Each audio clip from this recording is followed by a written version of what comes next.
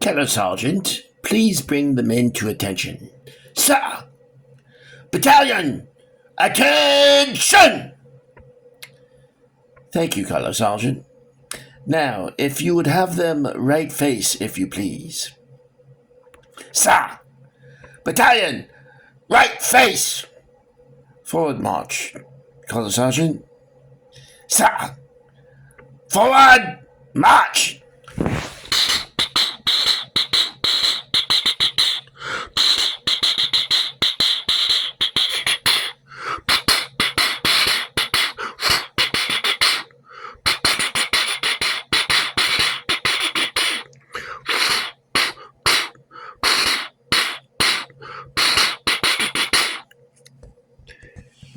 In a world turned upside down, where nothing seems to make sense, one hero will emerge from the chaos. His name? Oh God, please don't tell me it's Iggy again. Oh, yes, how did... come on, buddy. We've been through this before. Just get on with it. We don't like Iggy. Okay, sorry about that. Here's Iggy. Ladies and gentlemen, welcome to Iggy's Toy Parade and Soldier Review. I am your host, Iggy. Yay. Thank you for that. Okay, guys, here is the very last of my Christmas haul. Whew. It was quite a number of stuff that my brother gave me this year, or last year, as I should say.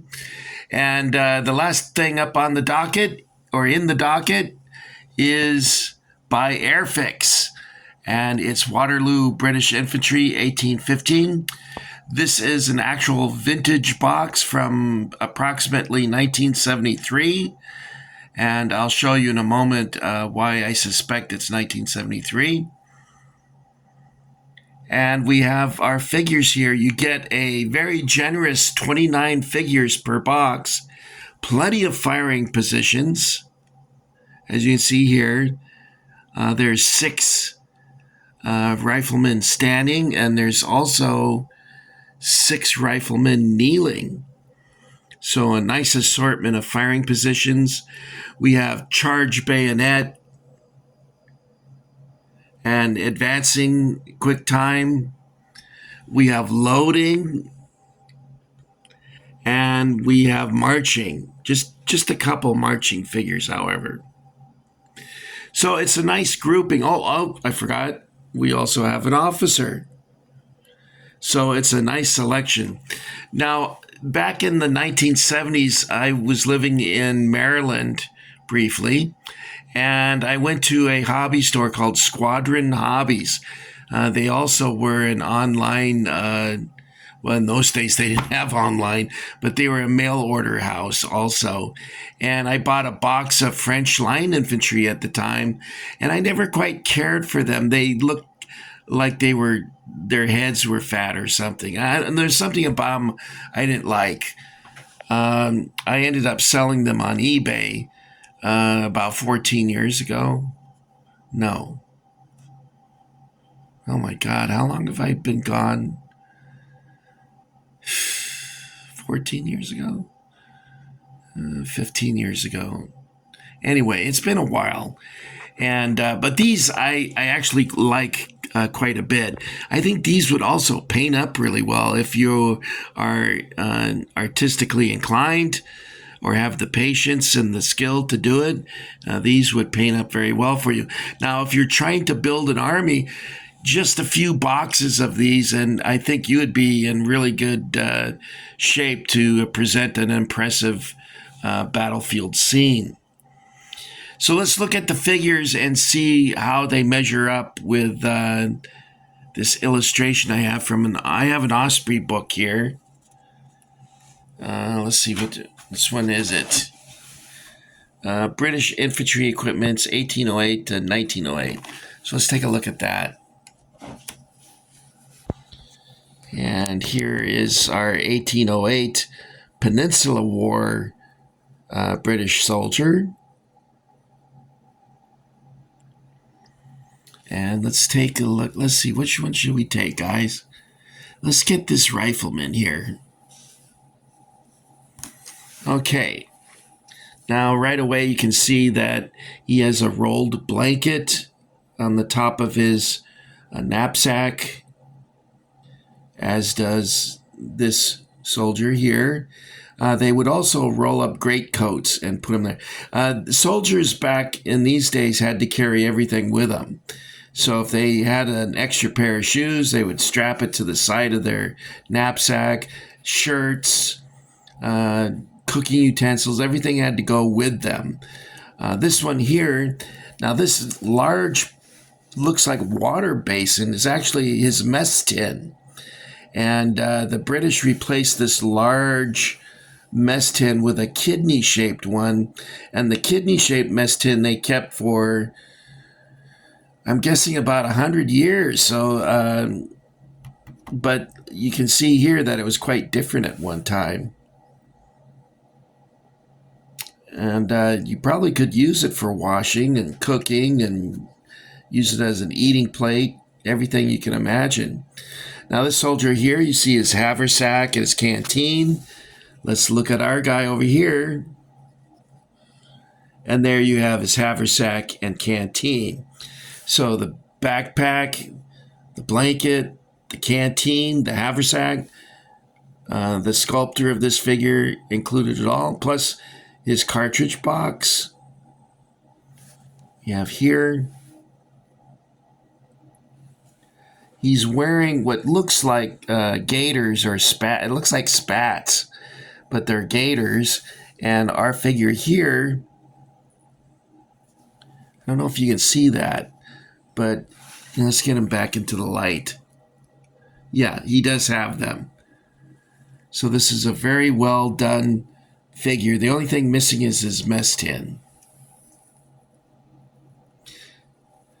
So what we're going to do is we'll go over the assortment of soldiers in closer detail in just a moment. But right now we're going to take a look at the box. Okay? It's in fairly good shape. The only problem with the box is one that I caused when I tried to open it. I guess Iggy's nickname should be Thumble-Thumph. Hello, my name is Thumble-Thumph, and I was trying to open this box, and all I could do was fumble it. That's enough from you, Thumble-Thumbs. Certainly. I'm so sorry. All right. As you see here, it's pretty crisp. I don't see anything here that would indicate any sort of, except, let's see, over here. Where I tried to, I'm sorry, I'm getting out of the light here. Where I tried to open it, I bent it a little bit. See that? But if not for what I did to it, it would be in perfect condition. Also, I tried opening it over here, and you can see I damaged it again. All right, so why did I think this box was from 1973? Well, let's open this up, and I'll show you why.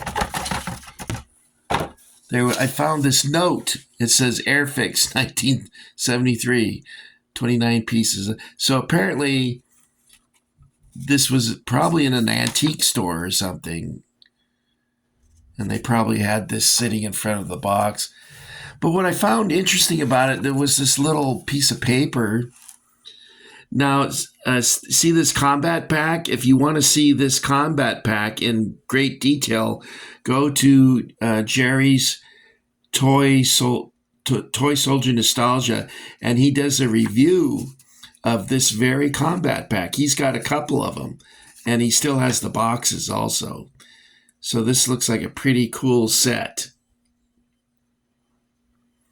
And then it shows here what it comes with, which is a pretty impressive set because you have 29 British paras, 29 German infantry, Strong Point, British Cross-Mountain, German half-track, full-color Dollarama-based realistic pillboxes, which actually fire little discs, as you can see there, which is fun. There's the pillbox on the corner. Then on the reverse side, it gives you information about what's new and what's available in 132 and also in HO scale. This is mostly the forts that are available. Sahara, Apache, Sherwood Castle. I had a Sherwood Castle when I was a kid for one day. And the reason I say one day is my parents took us to Palm Springs, and at a toy store in Palm Springs, my mom and dad bought me a Sherwood Castle, and I played with it in the hotel room, and we left the next morning, and I left it in the hotel room. And oh God, did I cry bitterly when I found out that I left it behind. I begged my dad to go back and get it, but of course, Dad wasn't about to do that because that was a long drive from where we lived. Anyway, so I thought this little piece of paper was kind of cool that it was still in the box. By the way, I think the artist here, his name is Mike Chappell, and I can double check that for you. Text and color plates by Mike Chappell. Now, this pack that the British wore was extremely uncomfortable. There is a fellow named Trotter, I guess, who invented this, and it's a canvas pack or sometimes a leather pack that's reinforced with boards and was extremely uncomfortable for the soldiers to wear. Now, I've worn a Civil War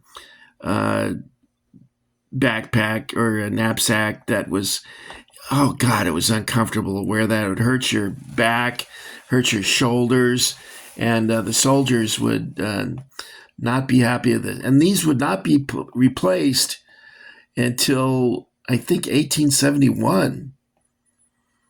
The round water bottle wasn't replaced, I think, until the 1870s as well. So there wasn't a great many changes. Now, they did change the cross straps. Now, let's see if I can find... Oh, here we go, cross straps. That was changed because the canteen would bounce on the soldier's hip. When he ran, it would... bounce up and down on his hip and cause bruising, and the bayonet as well. Now, I know from my experiences, there was a fellow named Steve McKenna. He was a really nice man. He was a Franciscan monk, believe it or not, and also a Civil War reenactor, which was kind of unusual. But he was running, and his canteen was not, the strap was not underneath his belt, so the canteen swung up and hit him in the mouth and knocked out his tooth, his front tooth. And I was like, oh my God, that must have been pretty painful. From what I understand, Steve has passed away. He went into, his mother had passed, and so he went into his mother's attic to clean out all the things that were up there, and he got dust in his lungs, and I guess there was spores in the dust or something, and he passed away. And it's a sad story because Steve was a really nice man, very nice man. As the years go by, we lose more and more of the people that I knew in our Civil War group, and it's just one of the tragic aspects of aging, I guess, is that we begin losing people that we care about. And I guess my turn will come soon enough as well, but tonight I don't want to think about that. So how many of you guys had these when you were a kid? Did you set them up in the living room and forget to put them away and your mom threw them out? My toy soldiers that I had a huge amount of toy soldiers when I was a boy. And my mom said, if you don't pick them up and get them out of the living room, I'm going to get rid of them. And she kept her promise. The next day, they were gone. Although when I asked Mom about it years later, she denied that she ever threw them out. I think my dad might have given them away because we had new carpets put in, and that's why they wanted me to pick them up. And maybe Dad gave them to one of the carpet installers. I don't know. But I had grocery bags filled with tanks. And remember those tanks by Auburn Rubber Company? I had dozens and dozens of trucks and half-tracks, Jeeps, cannons, tanks. I had soldiers galore, you name it. Anyway, all gone. So I was wondering, were you able to hang on to any of your soldiers from when you were a kid? You might want to leave a comment and share with us what you were able to save. I know that some of you still have your things from when you were young. A lot of these things disappeared when we became interested in girls. Suddenly, all this stuff ended up in the garage and then got sold in a garage sale or something. At any rate, this was going to be my last video. I'm all out of things now. I'm not sure when I'll be able to get something else to share with you. However, I'll come back when I got something for you, but for now, this is going to be it for Iggy, possibly until next Christmas. I don't know. I'm trying to pay off PayPal right now. I got it down to 800, believe it or not. At one time, it was a couple thousand, and that's just out of control. Anyway, so I kind of reluctant to say goodbye because I kind of like getting together with you guys and showing you these things. It's been fun, and I appreciate all of you who've come along for the ride. And you know how we would always get together at a fictitious, well, actually, some of the places I mentioned were not fictitious, but it was a fictitious meal that we would have together. And I would say, well, let's go to Mel's Diner and we can get a hot dog and a milkshake or whatever it is that you guys wanted. And of course, I would arrange for you guys to have dates because you don't want to go by yourself. And I talked to Dawn Wells from Gilligan's Island, and she said that she would go out with us. And I know some of you prefer ginger. I'm not a ginger guy. I don't care for all that makeup look and the phony. It just, to me, is phony sex appeal. Not Marianne. To me, I'm a Marianne guy. I think she had genuine sex appeal. And when she wore her little shorts, oh, there it goes. Sorry, I made a mess. All right, guys, that's all I've got for you. So I guess it's time for Emperor Palpatine to say what he's going to say, and that is, execute Order 66. Goodbye, everyone. Thank you.